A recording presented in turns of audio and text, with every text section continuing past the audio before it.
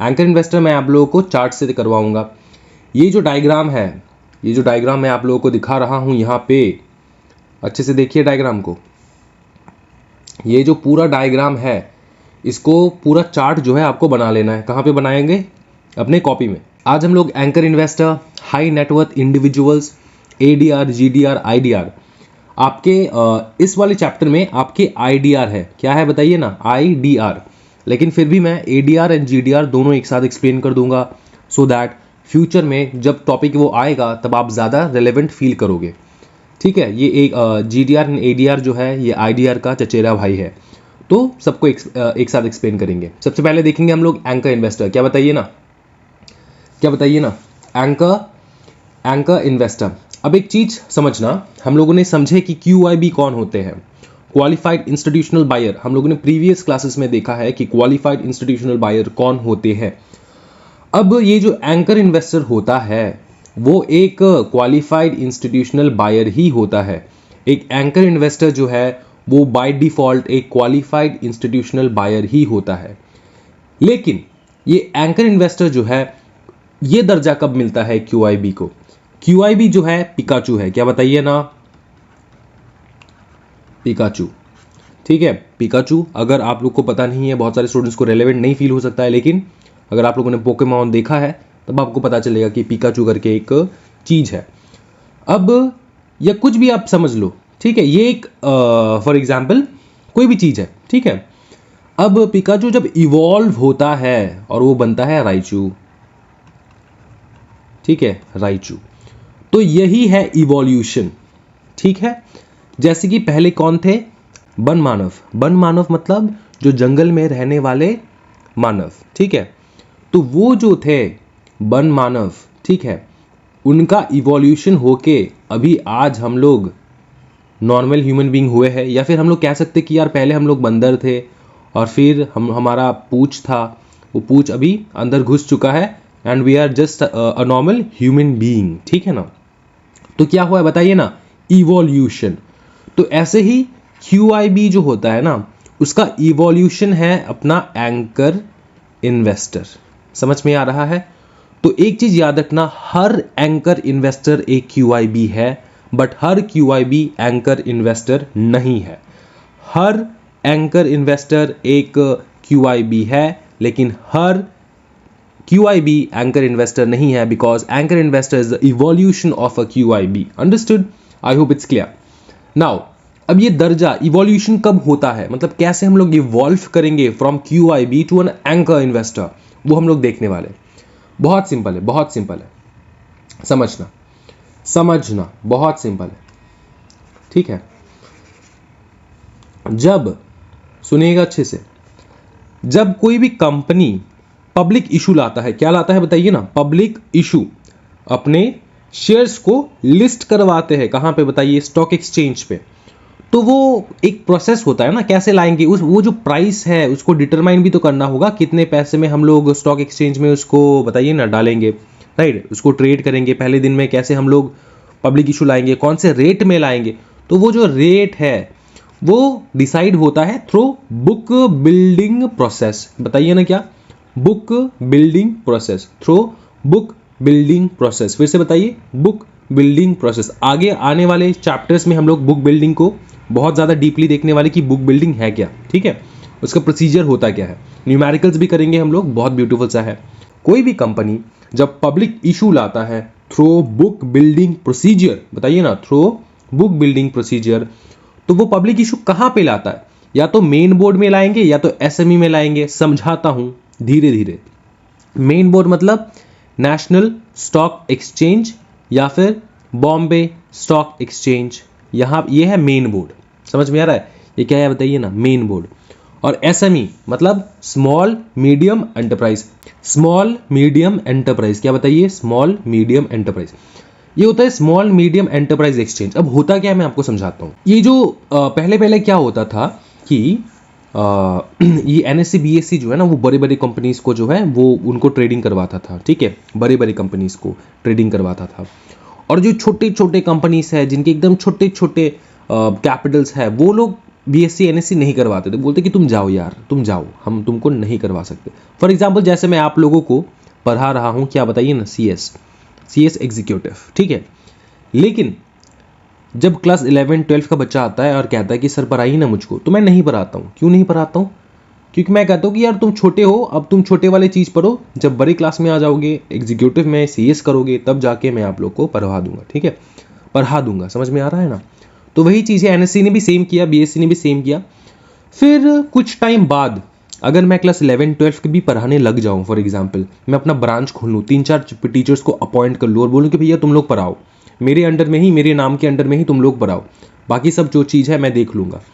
तो वैसे ही NSC BSc ने किया, उन्होंने एसएमई लाए, क्या बताइए ना, स्मॉल मीडियम एंटरप्राइज। तो छोटे छोटे जो स्मॉल एंड मीडियम एंटरप्राइज जो जब उनके ट्रेडिंग होते हैं वो एसएमई एक्सचेंज में होता है। कहाँ पे बताइए ना, एसएमई में, ठीक है। अब क्या बोले कि कोई भी क्यूआईबी, सुनिए, कोई भी क्यूआईबी जब इन्वेस्ट करता है, जब पैसा डालता है, जब इन्वेस्ट करता है, जब पैसा डालता है, मेन बोर्ड में कम से कम 10 करोड़ या फिर उससे ज़्यादा, एसएमई में कम से कम 2 करोड़ या फिर उससे ज़्यादा क्या करते हैं बताइए ना, इन्वेस्ट, तब जाके उनको कहा जाता है एंकर इन्वेस्टर। बताइए क्या कहा जाता है? Anchor investor. अगर आप इन्वेस्टर हो, आप किसी भी कंपनी में कम से कम 10 करोड़ या फिर उससे ज़्यादा इन्वेस्ट कर रहे हो, आप बन जाओगे एंकर इन्वेस्टर। और अगर एसएमई, जो भी कोई भी कंपनी है वो एसएमई एक्सचेंज में जो है अपना ट्रेडिंग करवा रहा है, तो वहाँ पे अगर आपने उस कंपनी में 2 करोड़ या फिर उससे ज़्यादा आप इन्वेस्ट करते हो, उस कंपनी में शेयर्स खरीदते हो उस कंपनी के, समझ में आ रहा ना, शेयर्स खरीद रहे हो, यहाँ पे क्या कर रहे हो, शेयर्स खरीद रहे हो, तो इन्वेस्ट ही तो है वो। तो तब जाके आपको कहा जाएगा कि आप हो एक एंकर इन्वेस्टर। आप क्या हो बताइए ना, एक एंकर इन्वेस्टर। एंकर इन्वेस्टर समझ चुके हैं आप लोग, कोई दिक्कत वाली बात नहीं है, ठीक है। अब हम लोग कुछ इंपॉर्टेंट कंडीशंस देखेंगे, बहुत ज़्यादा इंपॉर्टेंट है, भयानक इंपॉर्टेंट है, ठीक है। देखिएगा, एप्लीकेशन कितना करना होगा मिनिमम, बताइए। सबसे पहला पॉइंट ये है, हम लोग ये देखेंगे। सबसे पहला पॉइंट, एप्लीकेशन कितना करना होगा बताइए ना, सुनो ना यार, बताओ। कम से कम 10 करोड़ से लेकर 2 करोड़ तक अगर आप इन्वेस्ट करते हो, तब जाके आपको कहा जाएगा कि आप एक एंकर इन्वेस्टर हो। याद रखना, मैं फिर से बता दूं, हम लोग अभी भी पढ़ रहे हैं कि एंकर इन्वेस्टर कौन है, और यही आपके मटेरियल में है। नंबर ऑफ इन्वेस्टर्स, अब हम लोग देखेंगे कि नंबर ऑफ इन्वेस्टर्स कितने होने चाहिए। तो इसमें बताइए नंबर ऑफ इन्वेस्टर्स कितना होना चाहिए। नंबर होगा, नवंबर नहीं होगा, ये नंबर होगा, ठीक है। नंबर ऑफ इन्वेस्टर कितना होना चाहिए, सुनिएगा अच्छे से। अब समझना एक चीज, बहुत इंपॉर्टेंट सा चीज है भैया। बोले अगर कंपनी मेन बोर्ड में इशू ला रहा है या फिर एसएमई एक्सचेंज में इशू ला रहा है, तो कितना मिनिमम इन्वेस्टर होना चाहिए, कितना मिनिमम इन्वेस्टर होना चाहिए। यहां पे आप गड़बड़ करोगे, मैं फिर से बता रहा हूं, यहां पे आप गड़बड़ करोगे। अप टू 10 करोड़, मतलब maximum 10 crore, up to 10 crore अगर कोई भी किसी भी प्रकार का इशू ला रहा है, क्या बताइए ना, पब्लिक इशू ला रहा है। Issue of what? Shares, obviously. कहां पे? मेन बोर्ड पे। तो मिनिमम बोले कि आपको 2 इन्वेस्टर जो है वो तो रखना ही होगा। तो कहां पे ला रहा है? मेन बोर्ड में ला रहा है, ठीक है। तो वहां पे मिनिमम 2 इन्वेस्टर चाहिए। अब थोड़ा फ्लैशबैक करो, मैंने अभी बताया है कि यार आपको अगर एंकर इन्वेस्टर होना है तो आपको मिनिमम 10 करोड़ का इन्वेस्टमेंट करना ही होगा मेन बोर्ड में। मेन बोर्ड में मतलब एनएससी बीएससी में, national stock exchange, Bombay stock exchange, उसमें आपको मिनिमम 10 करोड़ का लाना ही होगा। तो यहां पे 2 इन्वेस्टर लिखा है यार, तो अगर 2 इन्वेस्टर लिखा है तो 2 इन्वेस्टर कैसे होगा, कैसे मिनिमम 2 इन्वेस्टर होगा यार, ये बताइए। हाँ जी, जो जिसको नहीं आता वो भी बताए। अरे यार ट्राई तो करो, तब जाके आपको पता चलेगा ना, तब जाके वीडियो लेक्चर्स देखने में मजा आएगा। ट्राई करो, कंपटीशन लगाओ नीचे कमेंट सेक्शन में, बोलो क्या हो सकता है।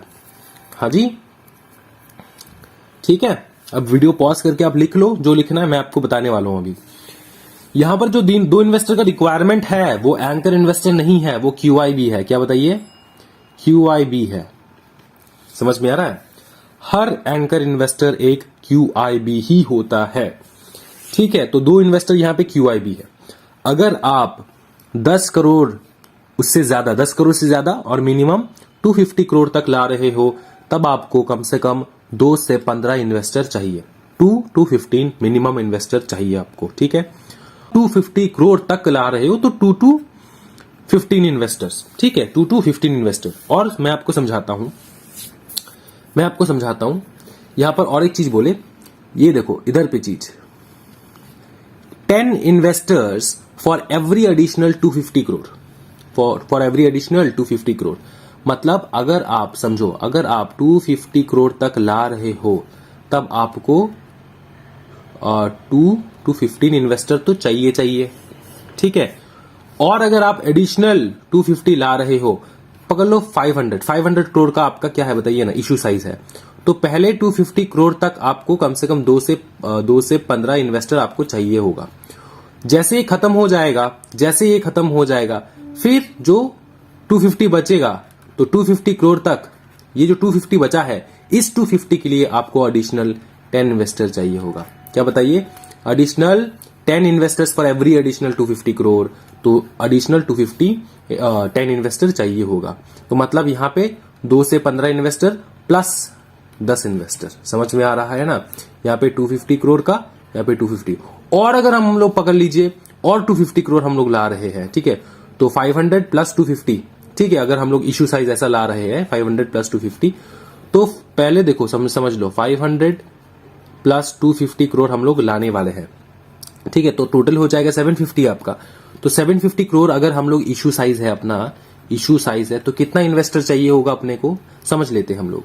अपने को चाहिए होगा पहले 250 करोड़ के लिए, तो भैया अपने को चाहिए 2 से 15 इन्वेस्टर। उसके बाद जो 250 करोड़ है उसमें 10 इन्वेस्टर, उसके बाद जो 250 करोड़ है उसमें भी 10 इन्वेस्टर। तो ऐसे जैसे बढ़ता जाएगा ना, वैसे वैसे 10 इन्वेस्टर्स करके बढ़ता जाएगा। समझ में आ रहा है, कोई दिक्कत वाली बात नहीं है। ठीक है, तो यहां पर क्या बोले, 10 investors for every additional 250 crore with minimum 5 crore investment by each investor. इसका मतलब समझना कि ये जो 10 इन्वेस्टर आएंगे ना, ये जो 10 इन्वेस्टर आएंगे, ये एडिशनल वाले के बारे में बात हो रहा है, ये एडिशनल वाले के बारे में बात हो रहा है। पहले 250 में इसके बारे में बात नहीं हो रहा है। ठीक है, पहला जो 250 है उसके लिए 2 से 15 इन्वेस्टर चाहिए होगा आपको, और उसके बाद से जो 10 करके आएगा ना, उसमें ईच इन्वेस्टर को 5 करोड़ का इन्वेस्टमेंट करना ही होगा। ठीक है, 5 करोड़ का इन्वेस्टमेंट करना ही होगा, मिनिमम 5 करोड़ का इन्वेस्टमेंट करना होगा उनको। समझ चुके, कोई दिक्कत वाली बात नहीं। एसएमई का भी सेम है, अगर 2 करोड़ तक ला रहे हो तो यहाँ पे 2 इन्वेस्टर आ जाएंगे। अगर 2 से 25 करोड़ तक ला रहे हो तो 2 से 15 इन्वेस्टर। अगर 25 करोड़ ला रहे हो तो 2 से 15 इन्वेस्टर, वही एक ही बात है। और अगर और एडिशनल 25 ला रहे हो, 25 करोड़ ला रहे हो, तो ये सेम चीज अप्लाई हो जाएगा। मैंने दोबारा नहीं लिखा है क्योंकि जगह नहीं है, तो ये 250 करोड़ की जगह आप लिख सकते हो 25। समझ में आ रहा ना, फॉर एसएमई एक्सचेंज। ये चीज सेम चीज जो है आपको लिख देना होगा। आपको 10 एक्स्ट्रा इन्वेस्टर आपको लाना ही होगा, 10 एक्स्ट्रा इन्वेस्टर आपको लाना ही होगा। और एक चीज समझ लीजिए, 10 इन्वेस्टर आपको लाना होगा, लेकिन एसएमई एक्सचेंज के लिए ईच इन्वेस्टर जो है उनको 5 करोड़ नहीं 1 करोड़ जो है ईच इन्वेस्टमेंट करना ही होगा फॉर एसएमई एक्सचेंज। बाकी सब जो है वो पूरा सेम है, ये आप लिख लोगे, कोई दिक्कत वाली बात नहीं है। हम लोग आगे बढ़ेंगे, समझिए, अब समझिएगा। ठीक है, इंपॉर्टेंट चीज, इंपॉर्टेंट पॉइंट्स। जब कंपनी शेयर इशू करता है, फॉर एग्जांपल 100 करोड़ का, क्या बताइए ना, 100 करोड़, ठीक है, उनको क्यूआई, मतलब ये एग्जांपल के तौर पे मैंने 100 करोड़ लिखा है, मतलब 100% लिखा है यहाँ पे, 100% के हिसाब से 100 करोड़ मैंने लिखा है। आप जो शेयर्स दे रहे हो एंकर इन्वेस्टर को, बताइए ना, क्या आप जो शेयर्स दे रहे हो ना एंकर इन्वेस्टर को, मतलब क्यूआईबीज को जो दे रहे हो, एंकर इन्वेस्टर कौन है, बड़े क्यूआईबीज। क्यूआईबी नॉर्मली छोटे क्यूआईबी एंड एंकर इन्वेस्टर मतलब बड़े क्यूआईबी। तो अगर मैं बोलूं कि ये क्यूआईबी है, ये एंकर इन्वेस्टर है, अगर मैं बोलूं ये कौन है, आप क्या बताओगे, ये क्यूआईबी है। अगर पूछूं ये कौन है, तो आप क्या ये बता सकते हो कि ये बड़े क्यूआईबी है? हाँ, बोल सकते, क्योंकि एंकर इन्वेस्टर भी तो एक क्यूआईबी है। तो सेबी कहता है कंपनी जी अगर आप QIBs को सबको मिलाकर बोले, आपको अगर आप QIBs को शेयर्स दे रहे हो ना, उसमें से 60% मैक्सिमम आप एंकर इन्वेस्टर को दे सकते हो। इसका कहने का मतलब है कि मिनिमम 40% जो है, मिनिमम 40% जो है वो छोटे QIBs के लिए रख देना। मिनिमम 40% जो है शेयर्स वो छोटे QIBs के लिए रख देना, उनको दे देना। उनको इन्वेस्टमेंट करने के लिए आपको देना होगा कम से कम 40%। कितना शेयर्स? 40% शेयर्स। तो कंपनी जितना भी शेयर्स, ये मैंने 100 करोड़ एग्जाम्पल के तौर पे लिखा है, अगर कंपनी 100 करोड़ शेयर्स जो है सारे QIBs को मिलकर दे रहे हैं, तो उसमें से एंकर इन्वेस्टर को 60 करोड़ का इन्वेस्टमेंट करने के लिए ऑफर आएगा, एंड बाकी जो छोटे QIBs है उनको कम से कम 40% जो है, मतलब 40 करोड़ जो है उनको देना ही होगा फॉर दी, बताइए ना क्या, इन्वेस्टमेंट। समझ में आ रहा है? सो दैट QIB, छोटे QIB जो है वो भी तो मार्केट में रहे। समझ में आ चुका है, कोई दिक्कत वाली बात नहीं। और एक चीज बता दिया सेबी ने कहा कि आप जितना भी दे रहे हो एंकर इन्वेस्टर को, जितना भी आप दे रहे हो एंकर इन्वेस्टर को, उसका 1/3 जो है आपको देना होगा डोमेस्टिक म्यूचुअल फंड को। क्या बताइए? डोमेस्टिक म्यूचुअल फंड को। समझ में आ चुका है? कंपनी जितना भी शेयर्स टोटली QIB को दे रहे हैं, देखो कंपनी जो है वो QIB को टोटली, अब इस QIB में एंकर इन्वेस्टर भी शामिल है। अगर 100% शेयर्स दे रहे हैं, मतलब 100% मतलब कि सब शेयर्स थोड़ी ना दे देंगे, जितना भी शेयर्स दिया है उसका 100% मैं बोल रहा हूं। तो अगर कंपनी ने बोला कि 600 करोड़ का आपको करना है, क्या बताइए ना, 600 करोड़ का अगर आपको करना है, क्या बताइए ना, इन्वेस्टमेंट। किसको बोला? QIBs को। बोले कि मैं 1000 करोड़ का ला रहा हूं इश्यू साइज, उसमें से 600 करोड़ तो आप ही को करना है, QIB को बोल दिए। तो इस 600 करोड़ को मैं 100% कह रहा हूं। समझ में आ रहा है ना? ठीक है, अब सुनो, जो QIB को 100% बोले ना कि ये 100% आपको क्या करना है बताइए ना, इन्वेस्ट करना है, उसमें से सेबी कहता है कि इस QIB में से एंकर इन्वेस्टर को ज्यादा से ज्यादा 60% इन्वेस्ट करने के लिए देंगे, एंड बाकी जो छोटे मोटे QIBs हैं उनको देंगे हम लोग 40%। कितना बताइए? 40%। और बड़ा चढ़ा कर बोला सेबी ने कि जितना भी एंकर इन्वेस्टर को मिल रहा है उसका 1/3 जो है आपको डोमेस्टिक म्यूचुअल फंड को देना होगा फॉर द सब्सक्रिप्शन। समझ में आ रहा है? For the investment. ठीक है, समझ में आ चुका है, कोई दिक्कत वाली बात नहीं है। ठीक है, ये चार्ट आप लोग इस प्रकार से भी बना सकते हो, सो दैट आपको याद रहे एग्जाम के समय। ठीक है, कोई दिक्कत वाली बात नहीं है। ठीक है, ये वाला पॉइंट भी समझ चुके हम लोग। अब हम लोग देखेंगे बिडिंग के बारे में। क्या बताइए ना, बिडिंग के बारे में क्या बताइए? बिडिंग के बारे में अब समझिए। Bidding to be open 1 day before issue opening date. अब ये जो बिडिंग है ये किसके बारे में बिडिंग हो रहा है? ये एंकर इन्वेस्टर के बारे में हो रहा है।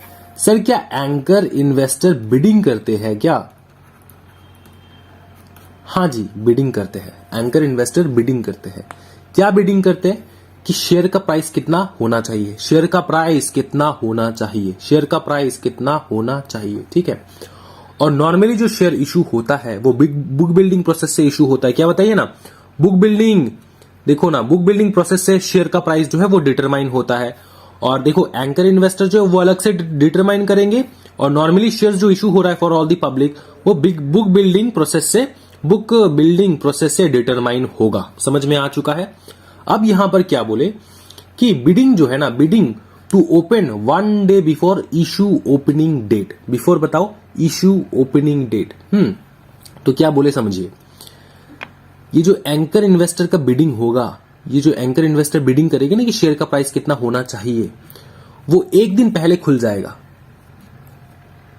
ठीक है, एक दिन पहले खुल जाएगा। जिस दिन शेयर इशू हो रहा है उससे एक दिन पहले खुल जाएगा अपना बिडिंग प्रोसीजर, खुल जाएगा एंकर इन्वेस्टर का। ठीक है, अब वो बंद कब होगा?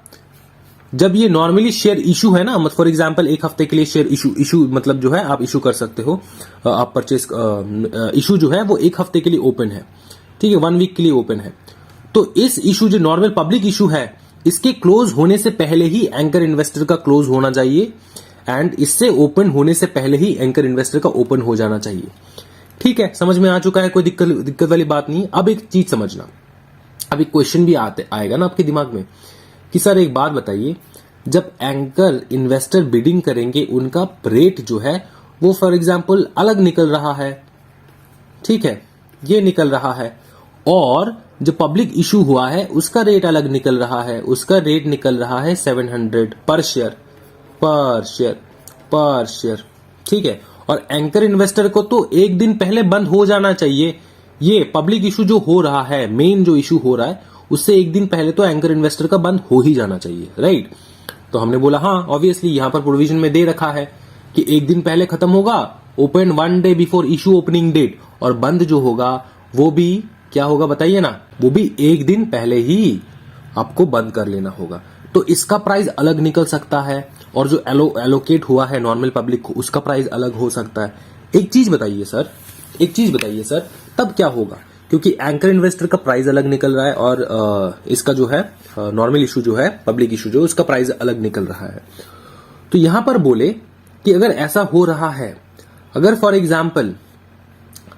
Example price of book building, सुनो इधर पे, अगर बुक बिल्डिंग का प्राइस अलग निकल रहा है, एंकर इन्वेस्टर का बिडिंग का प्राइस अलग निकल रहा है, और इसमें अगर बुक बिल्डिंग का प्राइस ज्यादा है, मोर देन एंकर इन्वेस्टर है, तो additional amount to be paid by anchor investor, तो जितना कम हो रहा है वो डेफिसिट अमाउंट जो है वो एंकर इन्वेस्टर को दोबारा कंपनी के पास जमा करना होगा। अगर फॉर एग्जाम्पल बुक बिल्डिंग का प्राइस कम है और एंकर इन्वेस्टर का जो बिडिंग प्राइस है वो ज्यादा है, तब चालाकी देखो कंपनी का, कंपनी कहता है, सेबी कहता है company should not refund to AI, company का कोई जरूरत नहीं है उनको रिफंड करने का। समझ में आ रहा है। For example book building price में अगर 700 निकला है एंड एंकर इन्वेस्टर का बिडिंग में 600 निकला है, तो ये जो 100 रुपए का कमी है ये एंकर इन्वेस्टर को दोबारा भरपाई करना होगा, ठीक है। और ये कमी कैसे निकलेगा, क्योंकि एंकर इन्वेस्टर का बिडिंग तो एक दिन पहले खत्म हो जाएगा ना, तो एंकर इन्वेस्टर को तो पता नहीं चलेगा कि बुक बिल्डिंग प्राइस कितना निकल रहा है, राइट। अब ये जो है इसमें कहा जाता है कि अगर for example book building price जो है उसका 600 निकला है एंड एंकर इन्वेस्टर का 700 निकला है, तो ये जो 100 रुपीज एक्स्ट्रा दिया है ना एंकर इन्वेस्टर ने, ज्यादा दिया है, उसको रिफंड करने की कोई जरूरत नहीं है कंपनी को। यही कहा जा रहा है प्राइस ऑफ बुक बिल्डिंग में। समझ में आया, कोई दिक्कत वाली बात नहीं है, बहुत इजी है। जितने भी इंफॉर्मेशन है वो पब्लिक डोमेन में जाएगा, कितना प्राइस में इशू हो रहा है, क्या हो रहा है, नहीं हो रहा है। और एक चीज समझ लेना, जो लॉक इन पीरियड होगा वो 30 दिन के लिए होगा from the date of allotment. इसका मतलब समझना क्या, कि एक बार क्यूआईबी ने खरीद लिया शेयर्स, तो 30 दिन तक जो है वो शेयर्स बेच नहीं पाएगा, कहीं पर भी बेच नहीं पाएगा। और बोला गया है, प्लस बोला गया है कि एक साल तक वो स्टॉक एक्सचेंज के अलावा कहीं पर भी बेच नहीं पाएगा। तो 30 दिन और एक साल का लॉक इन पीरियड है। 30 दिन तो कहीं पर भी स्टॉक एक्सचेंज पर भी वो बेच नहीं पाएगा, और एक साल के लिए कहीं पर भी बेच नहीं पाएगा, लेकिन स्टॉक एक्सचेंज में बेच पाएगा। मतलब 30 दिन खत्म होने के बाद जो है आप स्टॉक एक्सचेंज में बेच सकते हो, बाकी कहीं पर बेच नहीं सकते, क्योंकि एक साल का जो है लॉक इन पीरियड लग जाएगा, आप शेयर्स को बेच नहीं पाओगे। आप कौन हो, आप हो क्यूआईबी। समझ में आ चुका है, कोई दिक्कत वाली बात नहीं है। सर बहुत भयानक ईजी है सर, क्या बात कर रहे हो सर, ये कोई है क्या सर, इसमें तो कुछ है ही नहीं सर। हाँ जी, इसमें कुछ नहीं है। जब आसानी तरीके से मैं आप लोग को समझा दिया तब तो कुछ नहीं फील होगा, क्योंकि बहुत इजी वे में आप लोग को मैंने समझा दिया है। नेक्स्ट टॉपिक हम लोग जाएंगे, एंकर इन्वेस्टर पूरा कंप्लीट हो चुका है भाई मेरे। Anchor investor is very very easy, very beautiful topic, ठीक है। अब हम लोग आगे बढ़ेंगे हाई नेटवर्थ इंडिविजुअल